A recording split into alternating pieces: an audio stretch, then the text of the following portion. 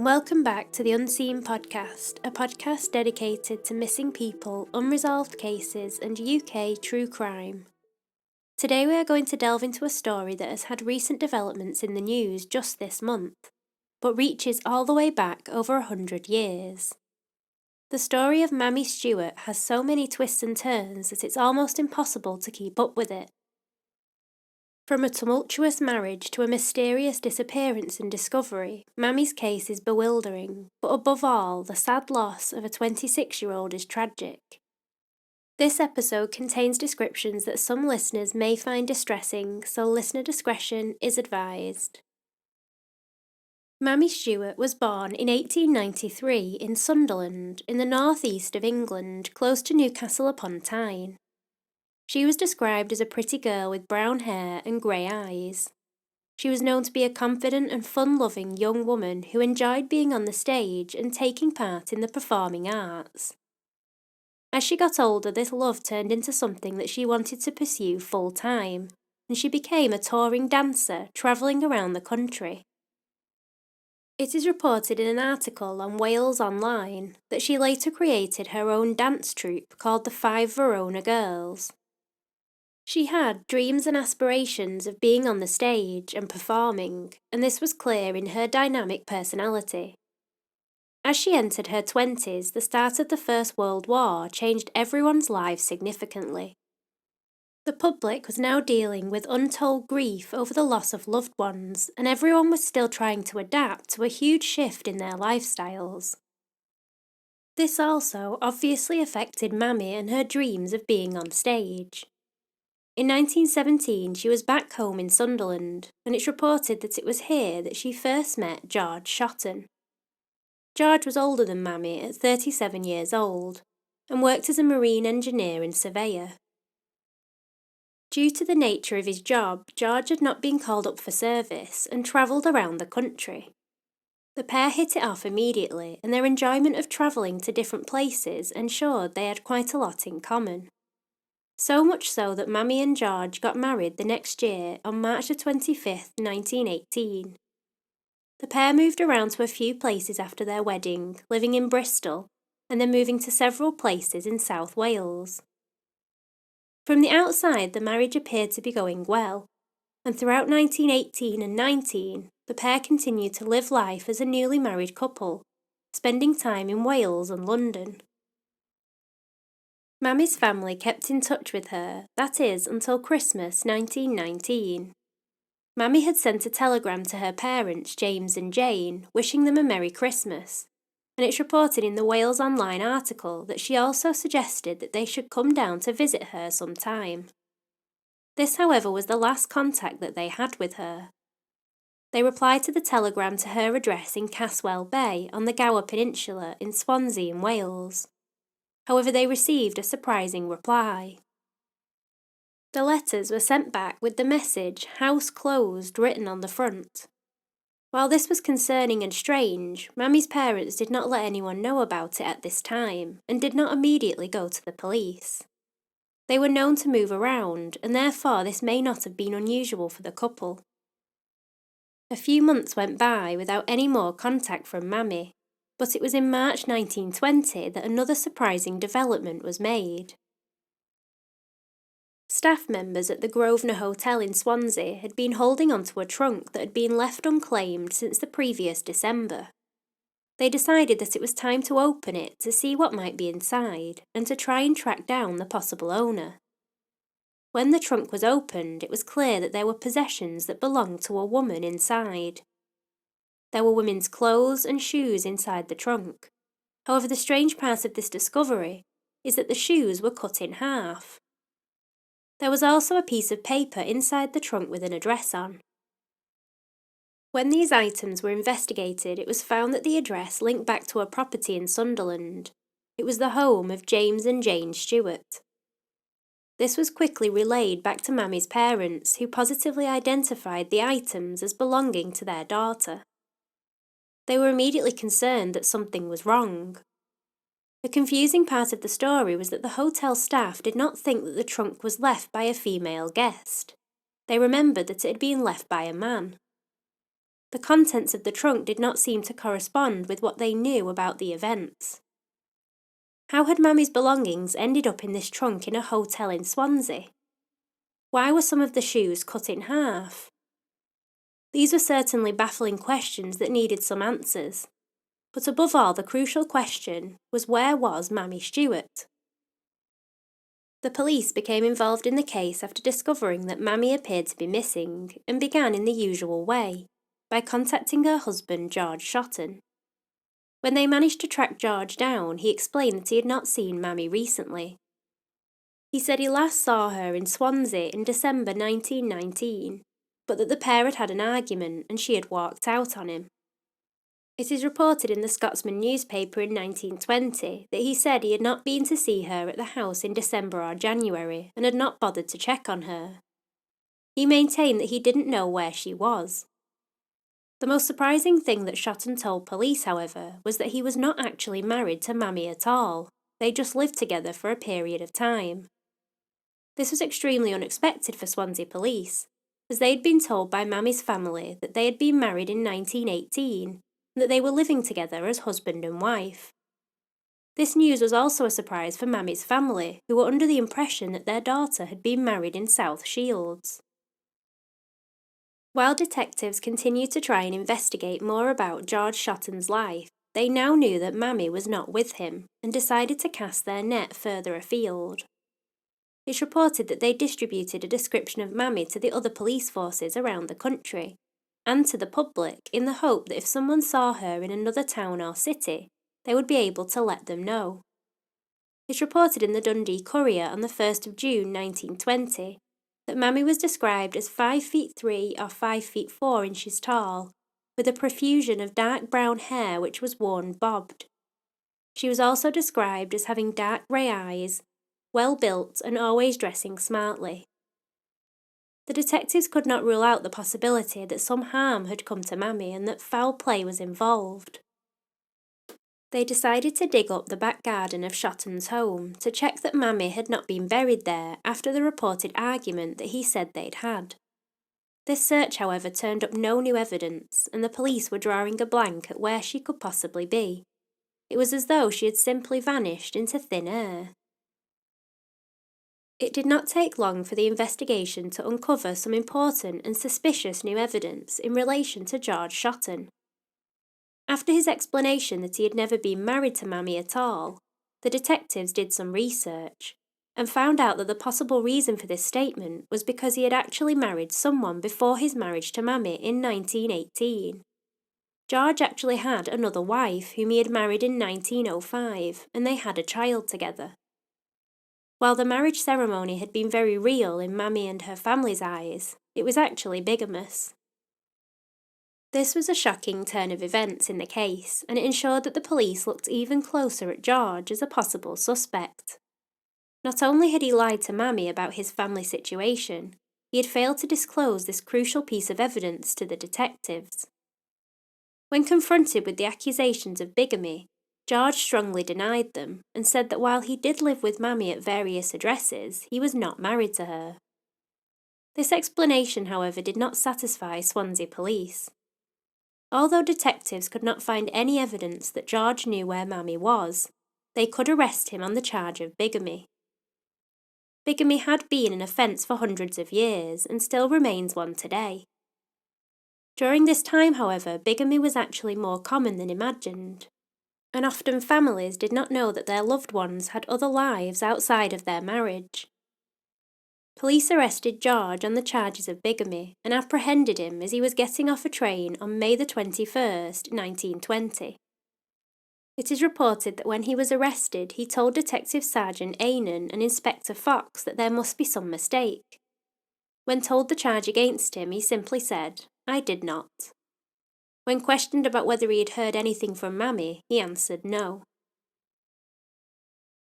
The trial took place at Glamorgan Assizes at the end of July and was presided over by Mr. Justice Avery. Shotton continued to deny the charges and pleaded not guilty.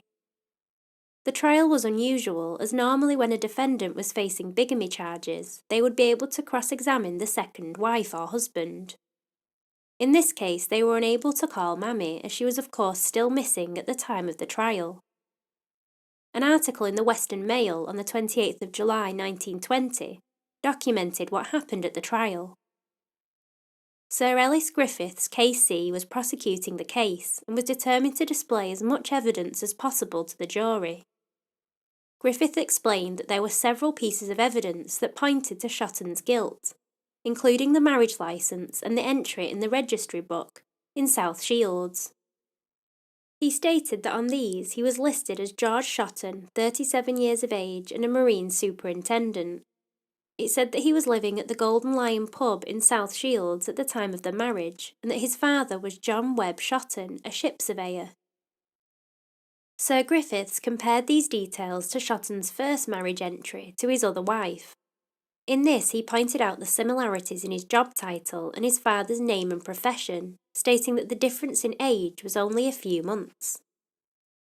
Sir Griffiths then went on to explain that Shotton had also been living with Mamie at various addresses over the years.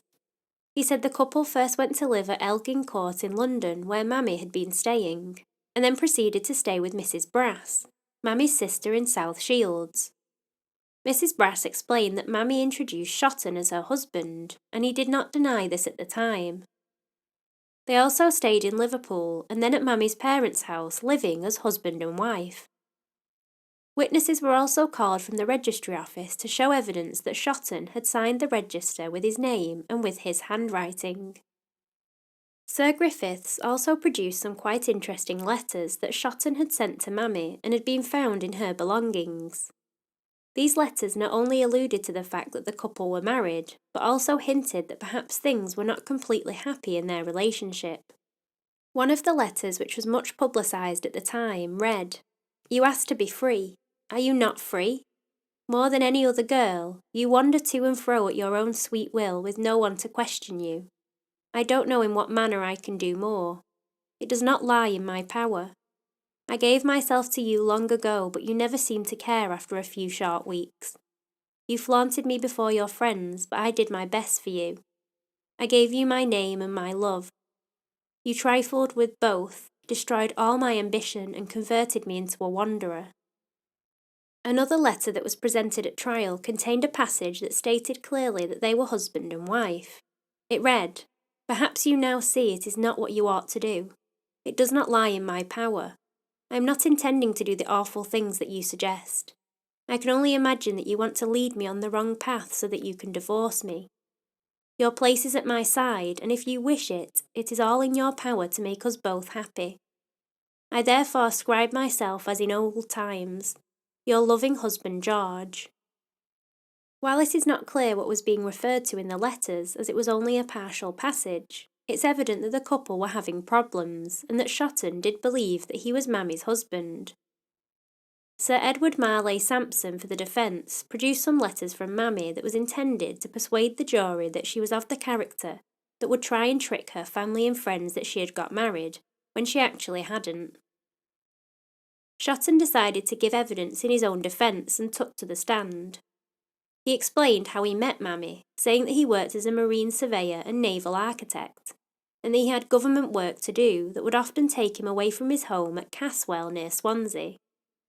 He explained that he had been conducting a survey on the Norwegian steamship Margot when he went out with the captain of the ship. He met Mamie and her friend while he was out, and as he put it, misconduct occurred. He then explained that he continued to see Mamie and cohabit with her at various hotels around the country. On the day of the registered marriage of the couple, he explained that he travelled from his office in Cardiff to South Shields via London and went to the Golden Lion Hotel. He said that he just happened to bump into Mamie and the pair checked in as Mr. and Mrs. Shotton. He stated that this was a coincidence and still maintained that the pair had not been married that day. He did not deny that he had stayed with her at various locations and met her family, however. He described the time that he last saw her, which he said was December the 5th or 6th. He said this was in Oxford Street in Swansea, and that the couple had had words, as he was not happy with the way she was conducting herself while she was staying at hotels. He said she told him she would be better off finding someone who could keep her better. He said that the couple had to tell others that they were husband and wife, otherwise they would not be able to get rooms at hotels. He maintained that even though he had seen her in December, he did not know where she was now. When asked about the marriage register entry, Shotton said that Mamie must have taken another man to the registry office and got that man to forge his own name. When asked if he knew where this man was now, he said he did not. Sir Griffiths produced some letters which seemed to suggest that Shotton may have been abusive towards Mamie, such as hitting her over the head. He denied this allegation. Shotton's wife, May, was called to the stand and she explained that her husband was frequently away from home, but that she did not have an inkling that this affair was happening, as he always seemed to have an explanation for his movements. Sir Edward Marley Simpson for the defence in his closing statements asserted that there was no direct evidence of the marriage, and that it was a remarkable case as there was no one to confirm whether the marriage had actually taken place, as Mamie was not available to interview. He continued to state that a determined effort had taken place on the part of the prosecution to poison the jury's minds to the belief Shotton had done away with Mamie. He also stated that there may be good reasons why Mamie had gone away, and shockingly at the trial he said that Mamie was thoroughly immoral and worthless in regards to her relationship with men. This comment clearly attempting to discredit Mamie completely. Sir Griffith said that it was a remarkable case, but that they could not ignore the law even though Mamie was not there to speak for herself. He once again reiterated that Shotton had acknowledged Mamie as his wife on various occasions and in his letters. He ended by saying that Shotton's story was impossible and incredible. At the end of the trial, the judge gave his opinion, asking the jury to only consider whether the evidence was enough to convict Shotton on the charges of bigamy. He once again went through the key points of evidence and pointed the jury to think carefully about it. It did not take long for the jury to return with a verdict. They had decided that George Shotton was guilty of the charges, and the judge sentenced him to 18 months' imprisonment with hard labour. He added that if Shotton had pleaded guilty and took the proper course, he would have been more lenient. He stated that he believed Shotton had committed wicked perjury in the witness box and had given the jury very little credit for intelligence if he thought they would not challenge the story he had concocted. It's reported that George Shotton collapsed in the witness box at the news and had to be taken away. The trial had proven that George Shotton's relationship with Mamie Stuart was a close one, and that the pair had married and been cohabiting while Shotton was still married to another woman. This made their relationship quite precarious and in some ways made Mamie even more vulnerable.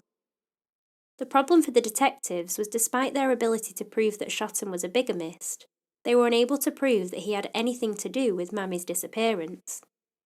They had no evidence to prove that any harm had come to her, and they didn't have any leads to indicate where she might be. More importantly, they had nothing to suggest that Shotton had been the one to cause her any harm. In July, the same month as Shotton's trial, it's reported that Scotland Yard had become involved with the investigation into Mamie's disappearance. This proved difficult even for them, as the only piece of evidence that had been found so far was the trunk full of items that belonged to her. Contemporary articles state at the time that they were also following up a lead about a Canadian officer who was somehow linked to the case. However, this did not appear to give the detectives any solid evidence. Several years went by in the case, with Mamie's disappearance still remaining a mystery. There were some sightings of her reported to the police that were coming in from around the world. It's reported on Wales Online that the reports were coming in from Canada, Australia, South Africa and India. The India sighting actually came from Thomas James, a friend of Mamie's father, who was sure that he had seen her as part of a dancing troupe out there.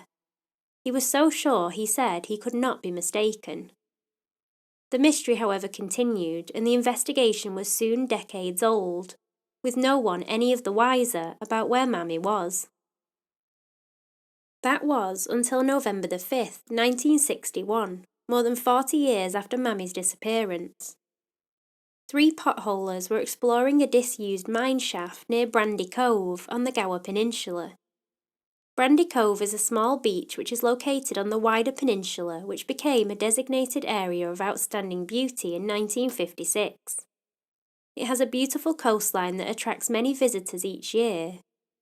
It was at this beautiful location, however, that these three men came across something unusual in 1961. As they travelled down a narrow tunnel that was just off the main shaft of the mine, they noticed something hidden behind a rock. When they looked behind it, they realised that it was a human skull and a pile of bones. When they looked closer, they discovered that there were also rings and other items of jewellery located in the same place. The police were immediately notified and set about examining the scene. Upon arrival, they realised that it would be a tricky area to excavate, as it was a very narrow tunnel. However, they did remove all necessary evidence, including the skull and the bones. All the evidence recovered from the scene were taken to be examined, and it was soon apparent that they had found the body of a woman. The skeleton was sent to be examined at the Home Office, but detectives immediately recalled Mamie Stuart's case. Despite the fact that she had disappeared more than 40 years before, her case had not been forgotten. And the eerie fact was that before she went missing, she was known to have been living less than half a mile away with George Shotton in Caswell Bay. This put Shotton once again on the police's radar. It did not take long for the Home Office to confirm that the bones were that of Mamie Stuart. The Home Office Forensic Science Laboratory were able to confirm that the bones belonged to her, and also confirmed that the bones were in many parts. Some of the bones appeared to have been sawn in two. The police were now investigating what they believed to be a 40-year-old murder case. They began by looking back into Mammie's life, and they found a witness who knew her and was able to confirm that the engagement and wedding ring that was found close to the body had been hers. They also quickly tried to track down her then-husband George Shotton, who was now their prime suspect, and had been in 1920 during his bigamy trial. This proved difficult initially, as they couldn't seem to find out where he was, until they unfortunately discovered that he had died 3 years earlier at a home for the elderly in Bristol. His first wife had divorced him after the trial, and he had left the area travelling around for some time as an odd job man. When police asked around at the home where he had lived, the residents there described Shotton as a perfect gentleman. However, this was not how the police saw him in 1919. They believed that he was indeed capable of committing the murder of his wife. An inquest was held in 1961 at Gowerton to establish what had happened to Mamie Stuart. This was an unusual inquest, as they would not normally be held at the time on bodies that were so decomposed. However, it was deemed necessary to get to the bottom of what happened. Scientists and medical professionals testified at the inquest to explain their findings. It's reported in the Newcastle Evening Chronicle on the 14th of December that Dr. W.R. Lester James, a Home Office pathologist, established that both upper arm bones, both shoulder blades, parts of the thoracic spine and 2 rib bones had been sawn through. Both thighs had also been sawn through, plus there were other small cuts to the arm bones and shoulder bones. James stated that an explanation for the small cuts was that there was flesh on the bones at the time of sawing, and hence several starts were made in the sawing, and successive saw cuts did not go into the original saw group. He also told the jury of 7 that the cuts were made with the same saw. He said the victim was around 5 feet 4 inches tall and around 25 years of age, both features consistent with Mamie Stuart. As to the cause of death, however, this was much more difficult to establish, and James could not confirm how she'd died. He did rule out that there was no indication that she had been shot or strangled. He stated, "We can draw no conclusion on strangulation. If the person had been attacked by another person and the attack was to the skull, you would expect evidence on the skull, but there was none." Detective Constable Ken Noakes discussed that he had enlarged a photo of Mamie and made a large print of the skull. He placed this transparency over the skull and observed that all facial features appeared to line up. Lester James agreed with this assessment. He also added that placing a body in a natural catacomb, as the murderer had done, was a very clever way of disposing of a body. There were other witnesses called to discuss how they knew Mamie. However, the most damning testimony for Shotton's guilt came from former postman William Simons, who at the time was 83 years old. He delivered letters in the area and used to deliver them to Mamie and George when they lived in Caswell Bay. He recognised both of them when he saw them, however did not know them to speak to. One afternoon during the time that they were living there, he saw Shotton struggling with a large sack. He was attempting to take it out to a yellow van that he owned outside his home, but it was heavy. Mr. Simons asked if he could help Shotton with it, and he said that Shotton appeared panicked and said, "No, no, no, oh God, I thought it was a policeman." He said he watched as Shotton put the sack in the van and drove off in the direction of Brandy Cove.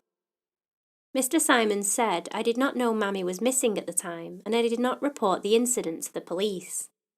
Even after Mamie was reported missing, I didn't go to the police because I didn't think the incident had anything to do with her disappearance." This did appear to be damning testimony, however it now had to be looked at 40 years later to try and establish if it proved guilt or innocence on Shotton's part. The jury came to a decision and stated that they believed that the evidence proved that Mamie Stuart had been murdered and that George Shotton was responsible. They found, however, that there was not sufficient evidence to prove how and where she had been murdered, and that this would be difficult to establish as Shotton was now dead. After over 40 years, this appeared to bring about a conclusion to Mamie's case, and finally her family would be able to mourn for her. Sadly, this news came many years after Mamie's parents had died, and those that knew her had all aged significantly. Despite the closure that this verdict brought, it was not the end for Mamie's story. Her case once again hit the headlines just this month after a sad and surprising discovery. Mamie's great-niece, Susie Oldnall, was contacted by the TV channel CBS Reality after they wanted to cover Mamie's story on a programme about unsolved murders.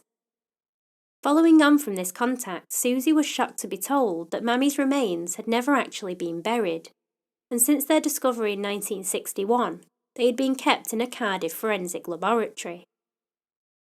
Susie told the BBC, "So her story had gone from something finished to this. I'm not religious, but I thought it was awful. She had this turn in life and was murdered and cut up and put in a cave in the dark for 40 years. Then for another 60 she was in a cupboard, brought out every now and then, presumably to show budding pathology students. I thought, no, I'm not having this." She has since praised Dr. Stephen Ledbetter, the senior pathologist at the lab, for his help with finally laying Mamie to rest. Susie later explained what he had said to her. "He told me that he hadn't known what to do with the remains. People were telling him to get rid of them. But he said, 'I don't like doing that because you never know if a relative is going to come forward. And of course, you don't. But in this case, I did.'" Susie, with help from Margaret Headley, a family history researcher, tracked down Mammie's parents' graves in Bishop Wearmouth Cemetery in Sunderland. Mamie was eventually laid to rest with her parents. Susie stated she had been treated with such a lack of dignity, and now she's with her parents. "I'm not religious, but I do feel much better about it now. I'm so glad that Mamie could eventually be laid to rest by a relative, despite the fact that it took almost 100 years. I think using the evidence presented at Shotton's bigamy trial and at the inquest, it's clear that he had something to do with Mammie's murder and was most probably responsible for it. There will of course always be some slight doubt due to the time that elapsed and the fact that Shotton had died at the time of the inquest. The evidence does seem to point strongly at him, however. It's clear that Mamie was treated appallingly and she did not deserve to disappear and be forgotten about. Thanks to Susie and the people who helped her along the way, Mamie has been remembered. I think we should all remember her as the strong-willed, vivacious and fun-loving girl that her friends at the time described her as. Thank you for listening to today's episode. I would really like to hear your thoughts about it, so please do let me know on social media on Facebook, Twitter or Instagram.